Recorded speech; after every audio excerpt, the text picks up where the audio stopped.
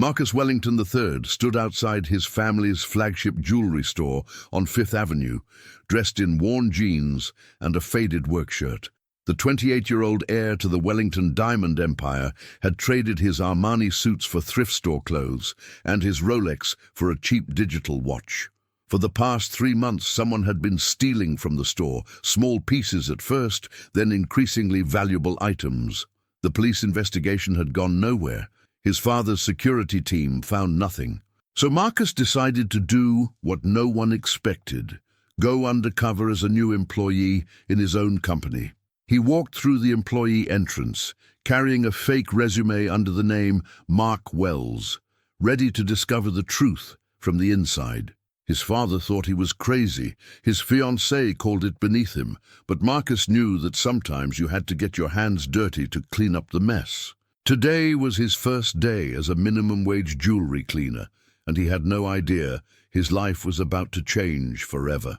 The store manager, Patricia Chen, barely looked up from her computer when Marcus walked into her office. She was a sharp woman in her 50s, with steel-grey hair pulled back in a tight bun and reading glasses that made her look perpetually skeptical. Patricia had run this location for 15 years and prided herself on knowing everything that happened under her watch. The thefts had been eating at her, not just because of the lost inventory, but because it meant someone on her team, her carefully selected team, was betraying everything she'd built. She glanced at Marcus's application and nodded curtly. "You'll start in the back, cleaning and organizing. Minimum interaction with customers. Gerald will train you." Marcus nodded, keeping his eyes down, playing the part of the grateful new hire. He couldn't let anyone suspect who he really was. Patricia handed him a name tag that read Mark and pointed toward the back room. As he walked away, he caught her studying him in the reflection of her computer monitor. His first test had begun. Gerald Martinez was everything Marcus wasn't expecting. The head of inventory was a soft-spoken man in his early 40s, with kind eyes and calloused hands that told stories of years of careful work. He greeted Marcus with a genuine smile and a firm handshake, the kind that made you feel instantly welcomed. "Don't let Patricia scare you," Gerald said with a wink as he led Marcus through the back corridors. "She's tough but fair. We're all family here." The word family hit Marcus harder than he expected. These weren't just employees on a spreadsheet. These were real people with real lives, and one of them was a thief. Gerald showed him the cleaning supplies, the organization system, and the security protocols. He explained everything with patience, never making Marcus feel stupid for asking basic questions. As they worked side by side that first morning, Gerald talked about his daughter's college applications and his wife's bakery dreams. Marcus found himself genuinely liking the man, which made his secret mission feel even more complicated. Could Gerald be the thief? Or was Marcus about to discover that nothing was as simple as it seemed? By the end of his first week, Marcus had learned more about the inner workings of his store than he'd discovered in years of board meetings. He'd met the entire team. There was Sophia, the young sales associate with dreams of becoming a designer, who always wore handmade jewelry she crafted at night. There was James, the security guard who worked double shifts to support his disabled brother. And then there was Nicole, the assistant manager who seemed to know the value of every piece in the store without looking at a price tag. Marcus watched them all carefully, looking for signs of guilt, unusual behavior, anything that might reveal the thief. But what he found instead were dedicated people who genuinely cared about their work. Sophia would stay late to help elderly customers find the perfect gift. James knew every regular by name and remembered their children's birthdays. Nicole had personally trained half the staff and treated them like her own protégé. The more Marcus observed, the more confused he became. These people weren't criminals. They were the heart of his family's business, and he'd never even known their names before. The first suspicious incident happened on his 9th day. Marcus was organizing inventory in the back room when he heard raised voices near the safe. He moved quietly closer, staying hidden behind a shelf of display cases. Nicole and Patricia were arguing in hushed but intense tones. "You can't keep covering for them," Patricia hissed, her normally composed demeanor cracking. "The numbers don't lie, Nicole. Someone is stealing, and if you know something—" Nicole cut her off sharply. "I don't know anything for certain, but I won't throw someone under the bus based on suspicion. These people have families, Patricia, families that depend on them." Patricia's face hardened. "And what about my responsibility? What about when Mr. Wellington finds out we've lost over $200,000 in merchandise? Should I tell him I was protecting people's feelings?" Marcus felt his blood run cold. 200,000. He'd been told it was maybe 50,000 in losses. Nicole's voice dropped so low, Marcus almost couldn't hear it. "Just give me 2 more weeks. Please, let me figure this out quietly." Patricia was silent for a long moment before walking away without answering. Marcus stayed frozen behind the shelf, his mind racing. What did Nicole know, and why was she protecting someone? That night, Marcus did something he knew he shouldn't. He followed Nicole home. He kept his distance, driving his deliberately ordinary rental car several lengths behind her aging Honda Civic. She didn't go home, though. Instead, she pulled into the parking lot of a run-down community center in a neighborhood Marcus had never visited, despite living in the city his entire life. He watched as she grabbed several bags from her trunk and went inside. Curiosity overwhelming his better judgment, Marcus waited 5 minutes, then followed. Inside, he found a tutoring program for underprivileged kids. And there was Nicole, surrounded by a dozen teenagers, helping them with homework, providing snacks from those bags, and radiating the same patience she showed to new employees at the store. One of the kids, a girl about 16, wore a delicate silver bracelet that looked familiar. Too familiar. Marcus felt his chest tighten as he recognized it, a piece from their store's affordable line, reported missing 3 weeks ago. He watched Nicole adjust the girl's bracelet with gentle hands, saying something that made the teenager smile. Marcus backed out before anyone saw him, his mind spinning with possibilities. Was Nicole the thief? Or was something far more complicated happening here? Marcus barely slept that night. He kept seeing that bracelet on the girl's wrist, kept hearing Patricia's words about $200,000 in losses. By morning, he'd made a decision. He needed to investigate Nicole's office. He arrived at the store an hour early, before anyone else, using his secret master key. His hands shook as he rifled through her desk drawers, feeling like the criminal instead of the investigator. He found nothing unusual at first: performance reviews, scheduling documents, vendor contacts. Then, hidden in the back of her bottom drawer, beneath a stack of old catalogs, he found a notebook. It was filled with names, dates, and dollar amounts. His heart pounded as he photographed each page with trembling hands. Marcus Chen, 3,200 medical bills. Sophia Rodriguez, 1,800 student loans. James Parker, 4,500 brothers medication. The list went on and on, nearly 40 names in total. Next to each entry were dates and descriptions of jewelry pieces. Marcus felt sick as understanding crashed over him. This wasn't just theft. This was systematic. But as he read further, something didn't add up. The total in the notebook was maybe $30,000, not $200,000. Where was the rest? Looking for something, Mark? The voice made Marcus jump so hard he nearly dropped the notebook.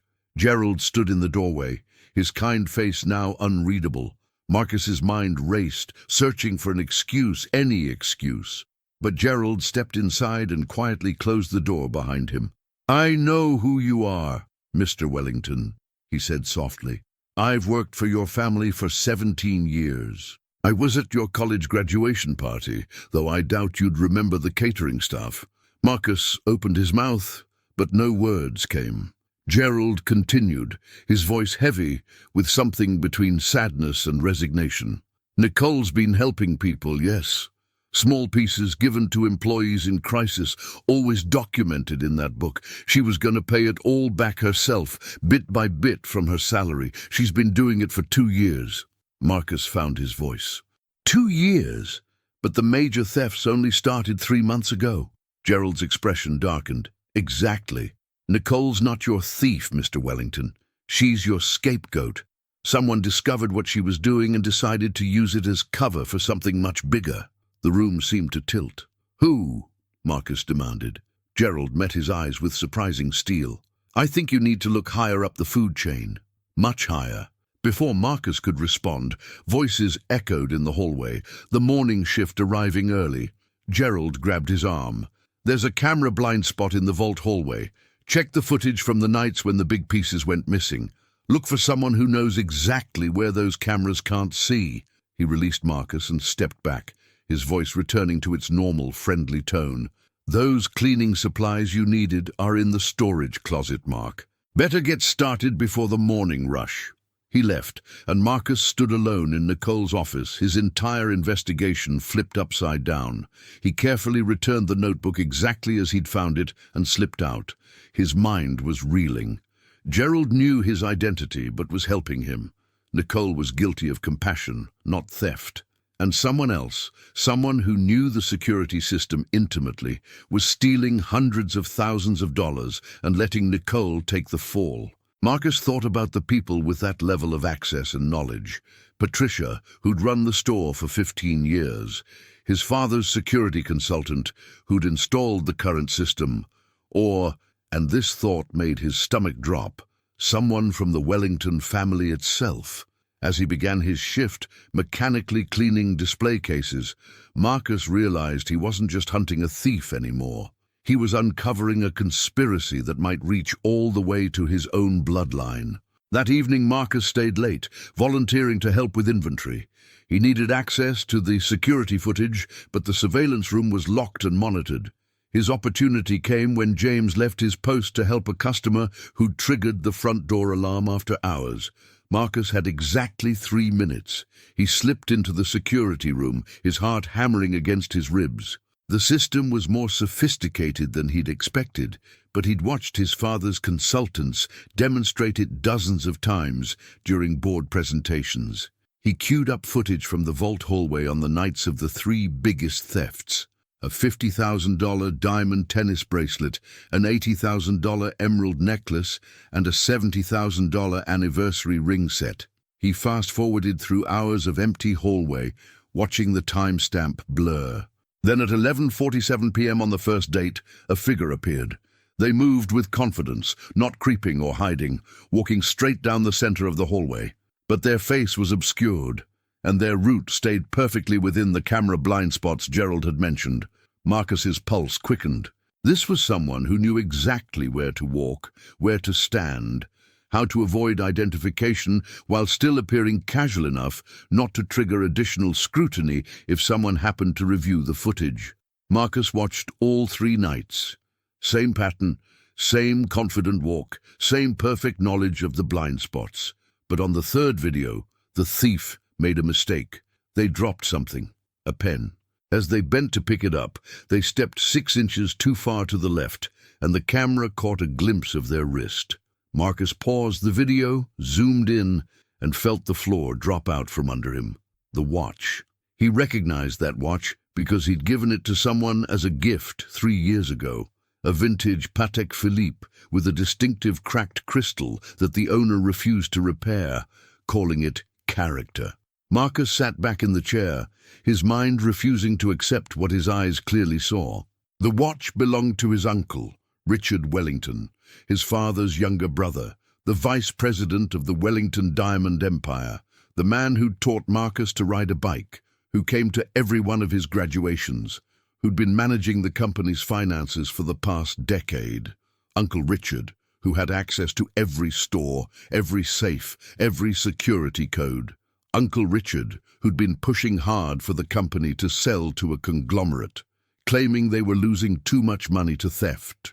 Marcus heard footsteps approaching and quickly closed the footage, restoring the system to its normal display. James returned, apologizing for the delay. Marcus mumbled something about checking the feeds and stumbled out, his legs barely supporting him.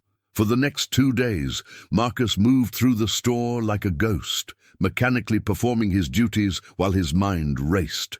He couldn't tell his father, not yet, not without proof beyond a glimpse of a watch. He couldn't go to the police because his uncle would deny everything and destroy evidence before they could build a case. He was trapped between family loyalty and justice, between the uncle who'd been like a second father to him and the employees who were being betrayed. On the third day, Gerald found him in the supply closet, clearly spiraling. "You found something," Gerald said quietly. It wasn't a question. Marcus looked at the older man and made a decision. He needed an ally, someone who understood this world better than he did. "It's my uncle," he whispered. "He's been stealing from his own family, his own company, and setting up Nicole to take the fall. But I don't understand why. He has money. He has power. Why risk everything?" Gerald's face grew somber. "Mr. Wellington, in my experience, people don't steal because they have nothing. They steal because they want more than they have, or because they're desperate to hide something else." He paused, choosing his words carefully. "Has your uncle been spending unusually? New investments? Maybe some deals that didn't go as planned?" Marcus thought back over the past year. His uncle's new yacht, the private jet lease, the mention of a sure-thing real estate development that was supposed to triple their investment. "Oh, God," Marcus breathed. "He's been gambling with company money, hasn't he? And losing." Marcus spent the weekend digging through public records, financial filings, and social media posts. What he discovered made him physically ill. His uncle hadn't just made one bad investment. He'd made dozens. A failed cryptocurrency venture, a luxury resort in the Bahamas that never broke ground, a tech startup that turned out to be a pyramid scheme. Over the past 3 years, Richard Wellington had lost nearly $12 million of his personal fortune, chasing get-rich-quick schemes and trying to maintain a lifestyle that exceeded even his substantial salary. The thefts from the stores had started small 2 years ago, probably just to cover temporary shortfalls, but as his desperation grew, so did the amounts. Marcus realized with growing horror that his uncle was likely planning something big, one final massive theft that he could blame entirely on Nicole, then push for the company sale to cover his tracks permanently. The conglomerate offer would flood the company with auditors and paperwork, making it nearly impossible to trace which thefts happened when. Richard would walk away with his millions from the sale, his reputation intact, while Nicole went to prison. The injustice of it made Marcus's blood boil. Monday morning, Marcus arrived at the store with a plan. He found Gerald and Nicole separately, revealing his true identity to Nicole first. She went pale, clearly expecting to be fired or arrested. "I know what you've been doing," Marcus said gently, "and I know why. We'll deal with that later. Right now, I need your help catching the real thief." He explained everything, his uncle's involvement, the blind spots, the planted evidence. Nicole's shock turned to anger, then determination. "Tell me what you need," she said firmly. Together with Gerald, they devised a trap. They would spread word through the store that a rare pink diamond worth $500,000 was arriving Wednesday night for a private showing Thursday morning. It would be stored in the vault overnight. Marcus would make sure his uncle heard about it through a carefully orchestrated phone call to his father, knowing Richard monitored all company communications. Then they would wait. Patricia was brought into the plan reluctantly. She didn't like keeping the owner in the dark, but she liked thieves even less. "If you're wrong about this, Mr. Wellington," she said coldly, "you'll have destroyed your family for nothing." Marcus met her gaze steadily. "If I'm wrong, I'll deserve whatever comes." "But I'm not wrong." Wednesday night arrived with agonizing slowness. The pink diamond, actually a high-quality cubic zirconia in a real Wellington security case, sat in the vault, surrounded by cameras that Marcus had personally verified. But he'd also left the blind spot intact, baiting the trap perfectly. At 10 p.m. the store closed.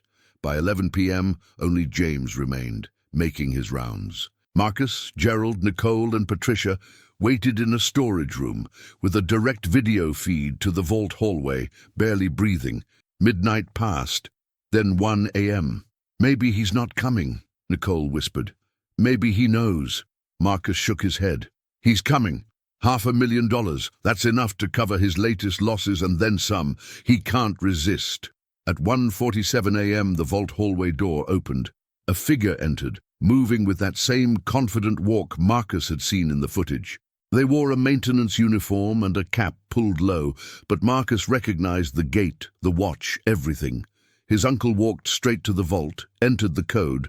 How many other codes had he stolen over the years? And disappeared inside. Marcus's hands clenched into fists. Patricia already had her phone out, ready to call the police. "Wait," Marcus said, his voice barely audible. "Let him take it. We need him outside the vault with the diamond. No possibility of claiming he was just checking on something." The longest 5 minutes of Marcus's life crawled by as they watched the vault door, waiting for Richard Wellington to seal his own fate.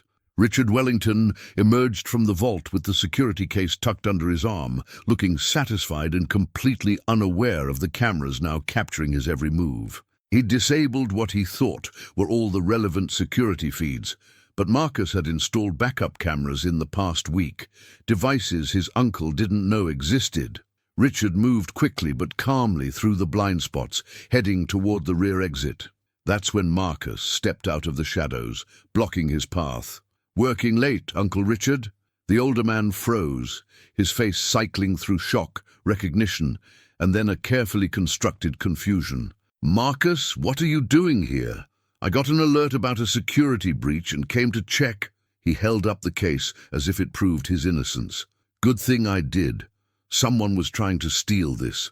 Marcus felt a wave of disappointment crash over him. Even caught red-handed, his uncle was still lying, still playing the hero. "Really?" Marcus said quietly. "Because the security logs show you entered with your personal code. No alerts were triggered. And that watch," he pointed at Richard's wrist, "I've got footage of it from 3 other thefts." The color drained from Richard's face. Behind Marcus, Gerald, Nicole, Patricia and James emerged from their hiding places, forming a silent wall of witnesses. The transformation in Richard Wellington was startling. The mask of confusion dropped away, replaced by something cold and calculating. "You stupid boy," he said, his voice dripping with contempt. "You have no idea what you've done. Do you know what it takes to maintain our family's reputation? The investments required? Your father sits in his office making conservative decisions while opportunities pass us by. I've been building our future, making the moves he's too scared to make." Marcus felt anger rise in his throat. "You've been stealing from your own family, from these people who trusted you." Richard laughed bitterly. "These people? They're employees, Marcus, replaceable. That woman," he gestured at Nicole, "was already stealing. I just made it work for me. She would have taken the fall perfectly if you hadn't played detective." Nicole stepped forward, her voice shaking with controlled rage. "I gave people help when they were desperate. You stole millions to fund yachts and failed crypto schemes. We are not the same." Richard's face twisted. "You gave away company property. That's theft, sweetheart. The law doesn't care about your noble intentions." He turned back to Marcus. "And you, what are you going to do? Turn in your own uncle? Destroy your father? This will rip the family apart. The company will never recover from the scandal." Marcus had anticipated this moment, this exact manipulation. His uncle was betting on family loyalty, on Marcus's fear of consequences. A month ago, it might have worked. But Marcus had spent weeks working alongside people like Gerald, who worked double shifts without complaint. Like Nicole, who sacrificed her own security to help others. Like Sophia, who created beauty on a minimum wage salary. Like James, who knew every customer by name. "You're right," Marcus said slowly. "This will be hard for the family. But you know what would be harder? Looking these people in the eye every day, knowing I let them take the blame for your crimes." He pulled out his phone, where he'd already queued up the police non-emergency number. "I've documented everything. The footage, the financial records, the pattern of thefts. I've also secured the pieces you've already stolen and sold. Turns out 3 of the dealers you used were happy to cooperate when they learned they'd bought stolen goods." Richard's confidence finally cracked. "Marcus, wait. We can work this out. I can pay it back. I just need time." But Marcus was already dialing. "You're right about one thing," he said. "This will change everything, but not the way you think." Patricia stepped forward and took the security case from Richard's hands. Gerald moved to block the exit, and Marcus, with hands that were steadier than he expected, made the call that would expose the truth, cost him his uncle, and possibly tear his family apart. But as he looked at the faces of the people around him, good people who deserved justice, he knew it was the only choice he could make. The police arrived within 15 minutes, and Richard Wellington was arrested in the store he'd been stealing from for over 2 years. Marcus watched his uncle being read his rights, hands cuffed behind his back, the expensive watch glinting under the fluorescent lights. Richard didn't look at him, didn't say another word. As they led him away, Marcus felt a strange emptiness. Not regret exactly, but the profound sadness of watching someone you loved reveal themselves as someone you never really knew. The lead detective, a sharp-eyed woman named Chen, took statements from everyone present. When she got to Nicole's notebook, Marcus held his breath, but Detective Chen surprised him.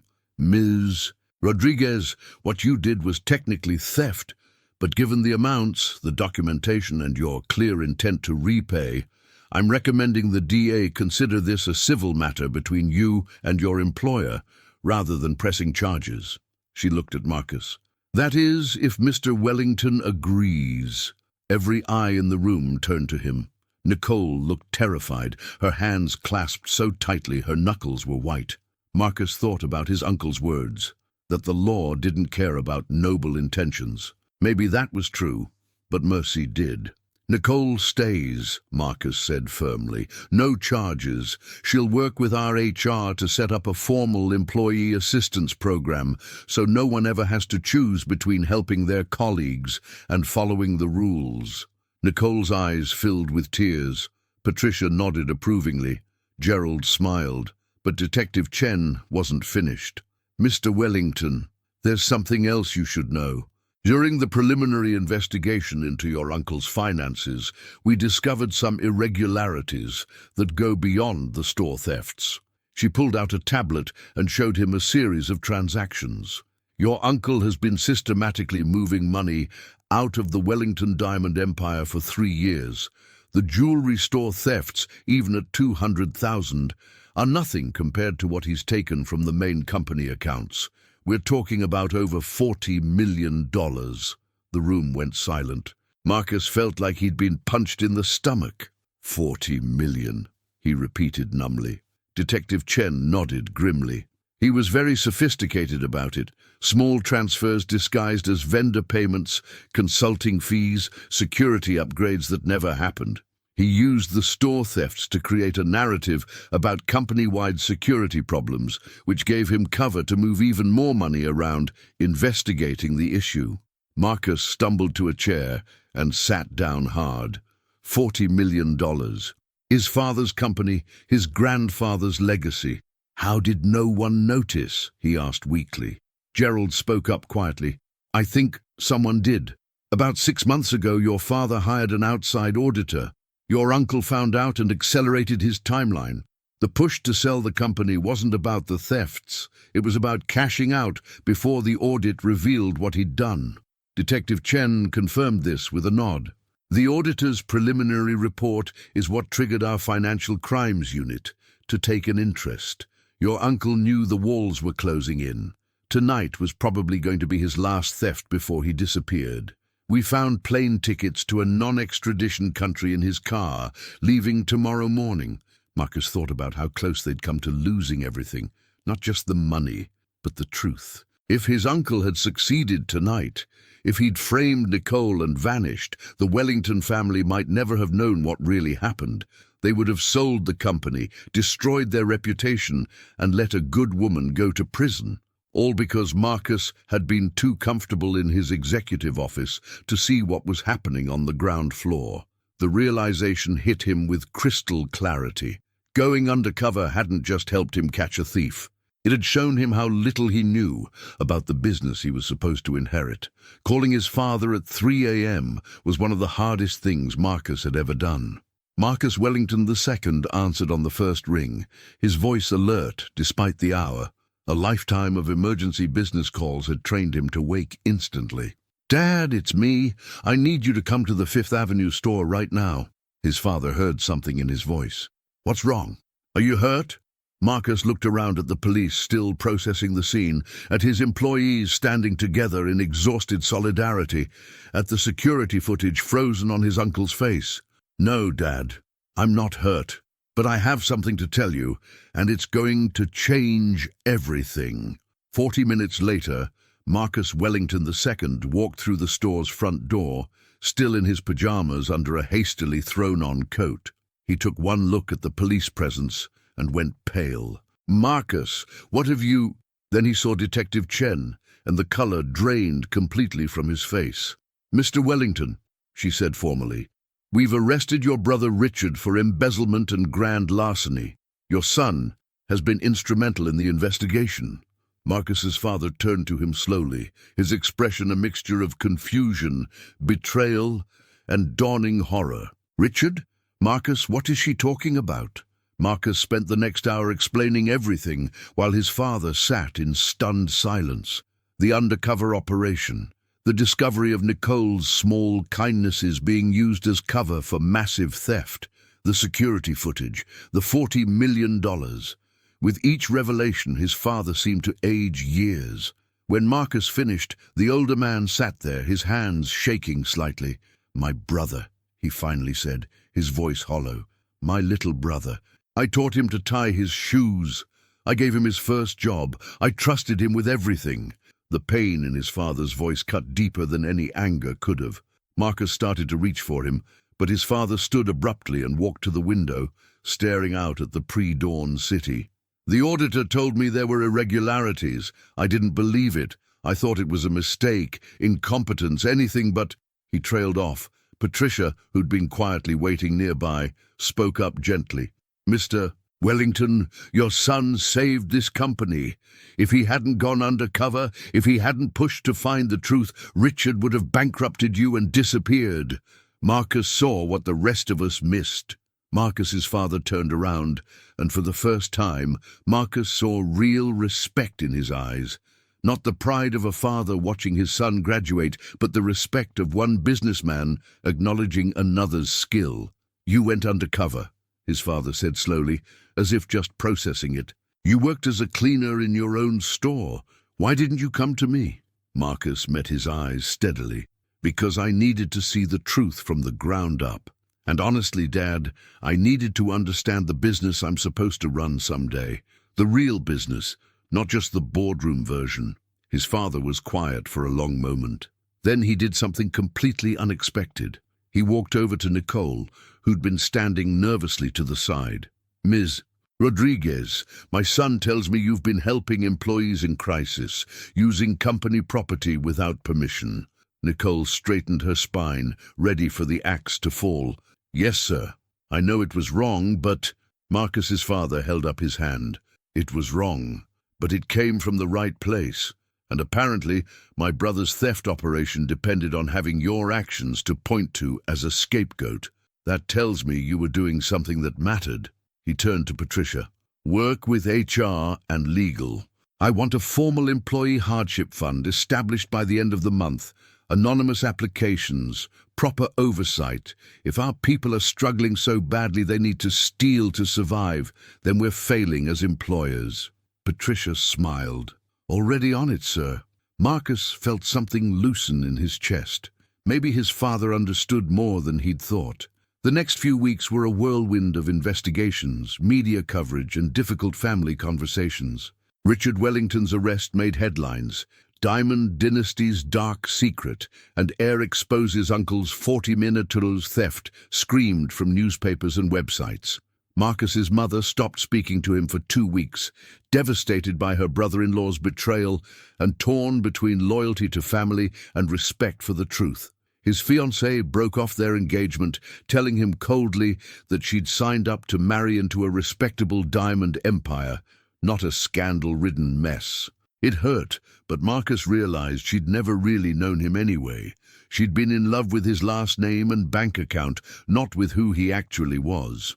The Wellington Diamond Empire's stock took a temporary hit, but recovered when Marcus's father held a press conference announcing comprehensive reforms, transparent accounting, employee assistance programs, and a commitment to ethical business practices. What surprised everyone, including Marcus, was when his father announced that Marcus would be taking over as CEO within the year, with his father transitioning to chairman. "My son has shown he understands this business in ways I never did," Marcus Wellington II told the assembled reporters. "He knows that a company is only as strong as the people who work for it." Marcus spent those weeks continuing to work at the Fifth Avenue store, though everyone now knew who he was. He'd expected awkwardness, but instead found acceptance. Sophia still asked his opinion on her jewelry designs. James still told him terrible dad jokes during break times. Gerald became an unofficial mentor, teaching him the intricacies of inventory management and vendor relations that no business school had ever covered. And Nicole became one of his most trusted advisors. She had a gift for understanding what employees needed and how to solve problems before they became crises. Marcus promoted her to Director of Employee Relations, a newly created position with real power and budget. "I'm not sure I deserve this," Nicole had said when he offered her the role. Marcus shook his head. "You saw people struggling and helped them, even at personal risk. That's exactly the kind of leadership this company needs." One afternoon, while organizing a storage room together, Gerald asked him a question that had been on everyone's mind. "Mr. Wellington Marcus, why didn't you just hire investigators? Why put yourself through all this?" Marcus thought about it carefully before answering. "I could have hired investigators," Marcus admitted, sorting through boxes of inventory records. "They would have found the evidence eventually, maybe even faster than I did, but I wouldn't have found what I really needed to find." Gerald looked at him curiously. Marcus continued, his voice thoughtful. "I was going to inherit this company without ever understanding it. I knew profit margins and market share, but I didn't know that James works double shifts to afford his brother's medical care. I didn't know that Sophia creates jewelry at night because she can't afford design school. I didn't know that Patricia has been running this store like a family for 15 years, protecting everyone under her watch. Most importantly, I didn't know that my own uncle was a thief because I was too far removed from the actual business to see the signs." He turned to Gerald. "Going undercover didn't just help me catch a criminal. It taught me how to actually run this company the right way, from the ground up, understanding every person and every process. That's worth more than any business degree." Gerald smiled and clapped him on the shoulder. "Your grandfather would be proud. He started as a jeweler's apprentice, you know, worked his way up. Maybe you're more like him than anyone realized." 6 months later, Marcus stood in a courtroom watching his uncle being sentenced to 15 years in federal prison for embezzlement, fraud, and grand larceny. Richard Wellington looked smaller somehow, diminished in his orange jumpsuit, a far cry from the confident executive who'd taught Marcus to play chess as a child. During the trial, the full scope of his crimes had emerged, not just the stolen money, but the lives he'd been willing to destroy to cover his tracks. He'd planned to let Nicole go to prison. He'd been prepared to bankrupt the family business his father had built. He'd shown no remorse, only anger at being caught. As the judge read the sentence, Marcus felt his father's hand grip his shoulder. They'd both testified, both laid bare the family's shame in public court. It had been excruciating, but necessary. "He made his choices," his father said quietly as they left the courthouse. "We make ours. We choose to rebuild with integrity." Marcus nodded, thinking about how much had changed. The shocking truth wasn't just that his uncle was a thief. It was how many people he'd been willing to sacrifice, including his own family, for money and status. That revelation had shaken Marcus to his core and reshaped everything he thought he knew about loyalty, family, and what really mattered. The Wellington Diamond Empire did survive, though transformed. Marcus implemented radical transparency policies, financial reports accessible to all employees, open forums where anyone could ask questions or raise concerns, and the employee assistance program that had already helped over 100 people through medical emergencies, education costs, and family crises. The company became known not just for its jewelry, but for how it treated its workers. Recruitment became easier.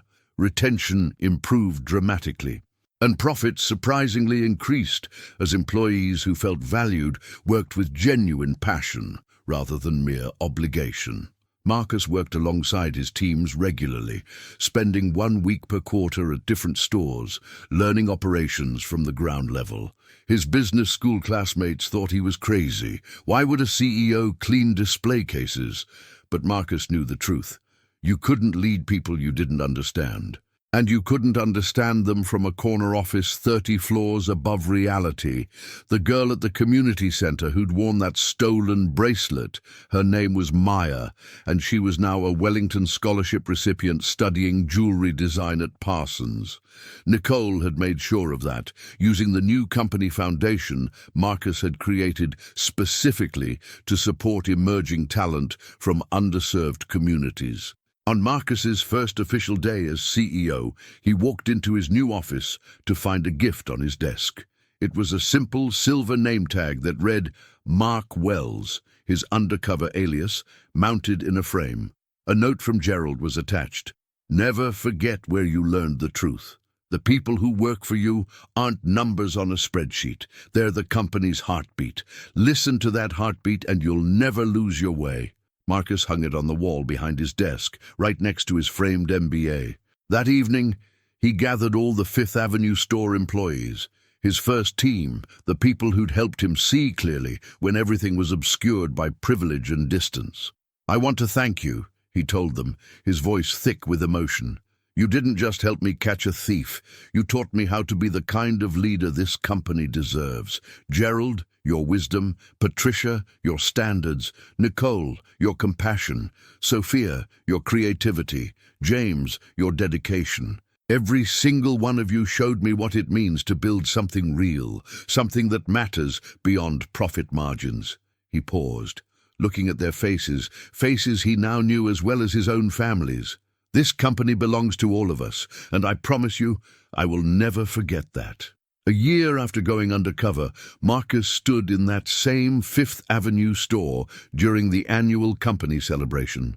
The space was filled with employees from all 30 Wellington locations, gathered to celebrate record profits, 0 theft incidents, and the highest employee satisfaction ratings in company history. His father gave a speech about integrity and second chances. Patricia announced 3 employee promotions. Gerald revealed that the company was expanding its mentorship program company-wide. And Marcus watched it all, thinking about the journey that had brought him here, from entitled airplaying detective to a CEO who finally understood what he was actually leading. As the celebration wound down, a young woman approached him nervously. She was new, maybe 22, wearing a Wellington employee badge that looked freshly printed. Mr. Wellington, I just wanted to say, I read about everything that happened, how you worked undercover and caught the thief. It made me want to work here. A company where the CEO cares enough to do that, that's somewhere worth building a career. Marcus smiled, remembering his own naivety just a year ago, thinking he could solve everything alone. The truth is, he told her, I didn't catch the thief by myself. I had help from people who saw what I couldn't see. That's the real lesson. We're stronger together than we ever could be apart. Welcome to the family. As she walked away, Marcus caught his reflection in one of the display cases. He looked different now, not just older, but wiser, more grounded. The heir who'd started this journey wouldn't recognize the CEO he'd become. And that, Marcus thought with deep satisfaction, was exactly how it should be. The truth had been shocking, painful, and devastating. But it had also been the greatest gift his uncle could have inadvertently given him. The gift of seeing clearly, finally, what really mattered.